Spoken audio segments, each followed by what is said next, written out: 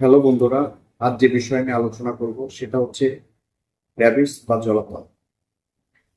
জলাতঙ্ক একটি মারাত্মক ভাইরাসজনিত রোগ। এটি সাধারণত আক্রান্ত প্রাণীর কামড় বা আচরণের মাধ্যমে মানুষের শরীরে এ ভাইরাস ছড়ায়। সময় মতো টিকা না নিলে এটি প্রায় সময়ই প্রাণঘাতী হতে পারে। জলাতঙ্ক হওয়ার লক্ষণ। জলাতঙ্ক হওয়ার কারণ: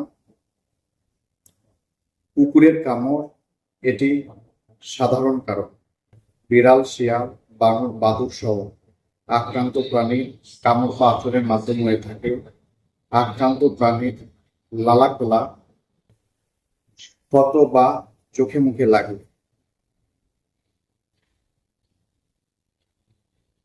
টিকা না নেওয়া পোষা প্রাণীর সংস্পর্শ। আক্রান্ত রোগীর লক্ষণ: প্রথম দিকে জ্বর, শরীর দুর্বল লাগা, কামড়ানোর জায়গায় জ্বালা বা ব্যথা।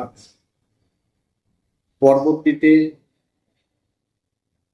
পানি দেখলে ভয়, যেটাকে আমরা হাইড্রোফোবিয়া বলি, গিলতে কষ্ট হওয়া, শ্বাসকষ্ট, খিঁচুনি। কামড়ানোর পর কি করবে? কামড়ানোর পর প্রথমত ক্ষতস্থানে